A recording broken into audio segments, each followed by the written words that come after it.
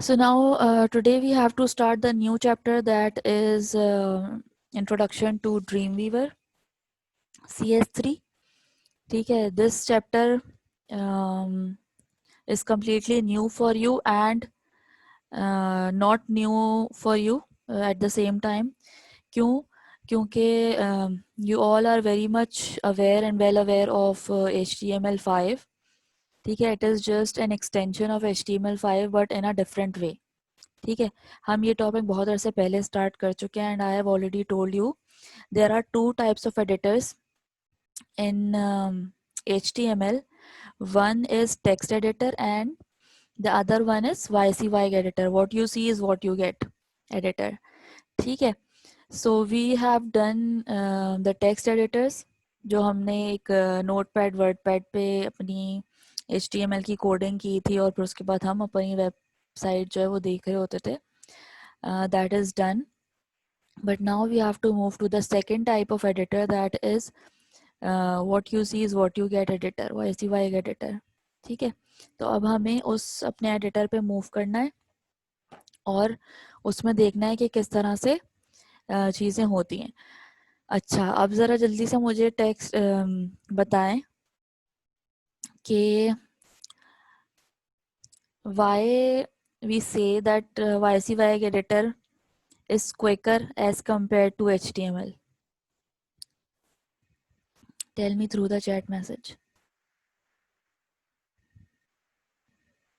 किसी को याद हो अगर तो, कि ऐसा क्यों है कि टेक्स्ट एडिटर में वेब पेज बनाना, HTML5 को नोटपैड पे वेब पेज बनाना is quite slower as compare to creating web pages और वेबसाइट्स यूजिंग ड्रीमवीवर. कुछ याद है या सब बस जहन से फ्लश आउट हो गई सारी चीज़ें?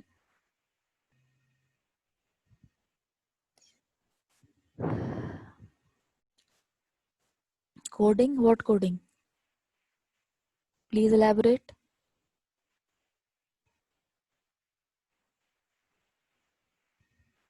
मैं सबसे एक एक करके पूछूंगी, अगर कोई ये करेगा ना कि भाई ये क्लास में बैठे हुए हैं लेकिन क्लास में ऑन किया हुआ है लेकिन है नहीं, तो ऐसा नहीं होना चाहिए. किसी को भी अनम्यूट करके मैं कोई भी क्वेश्चन पूछ सकती हूँ.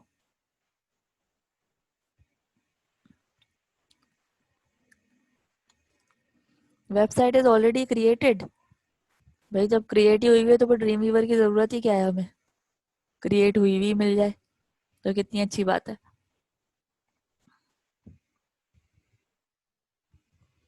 ठीक है, may be you do not remember. Just let me tell you why creating websites using Dreamweaver.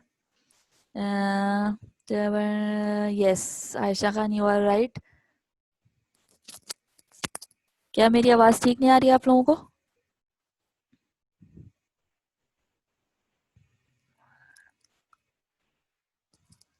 क्या मेरी आवाज़ ठीक नहीं है?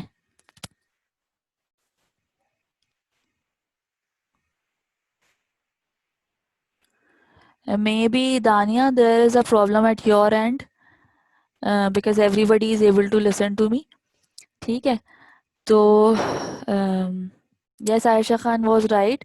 In Dreamweaver, although there is HTML code there as well in Dreamweaver, but you do not have to write the code.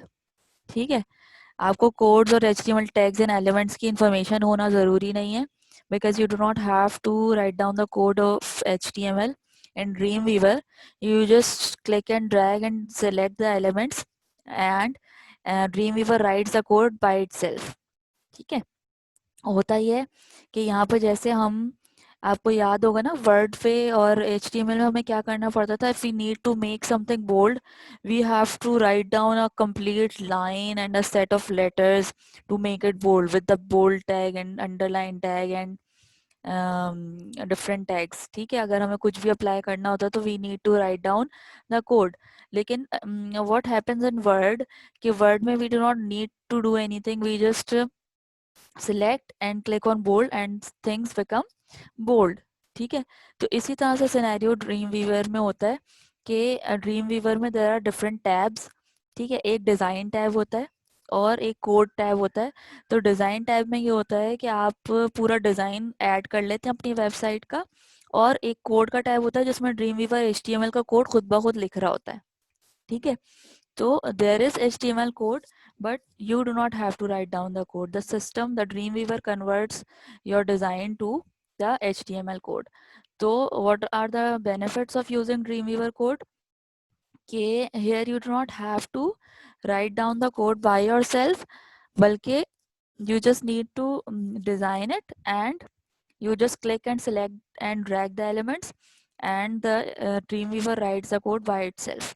So this is the difference. So that is why if you are not writing the complete line and if you are not creating the whole code, so it takes lesser time to create websites in Dreamweaver as compared to creating websites in text editor, ठीक है। अच्छा, अब इसका क्या मतलब होता है, why do we call it what you see is what you get editor. इसका ये मतलब है कि when you design your web page you can design it the way you want, ठीक है। जैसे भी आप डिज़ाइन करना चाहें आप वैसे ही उसको डिज़ाइन कर सकते हैं। तो ये जो लाइन है इसको ज़रा अंडरलाइन करें। The second paragraph Adobe Dreamweaver जहाँ पे लिखा हुआ है page number 160 of your books, ठीक है। The second line of second paragraph, what does it mean by what you see is what you get editor। तो आपने लिखना है what you see is what you get editor, which means that you design your web page as you wish to see them, ठीक है। तो ये आपको पता होना चाहिए कि हम क्यों इसको नाम दे रहे हैं और what you see is what you get, ठीक है। तो उसके लिए आपने क्या करना है, इसको मार्क कर लें कि आप जैसा चाहते हैं वैसा ही आप अपना पेज जो है वेब पेज वो बना सकते हैं by placing different elements। अच्छा अच्छा, मैं रिपीट कर देती हूँ कि what does it mean by what you see is what you get editor, why do we call it a YCY editor।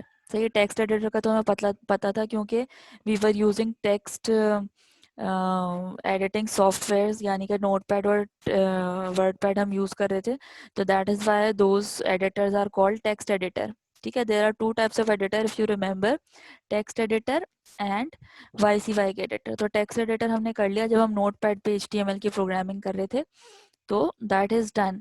Now we have to move to YCY editor.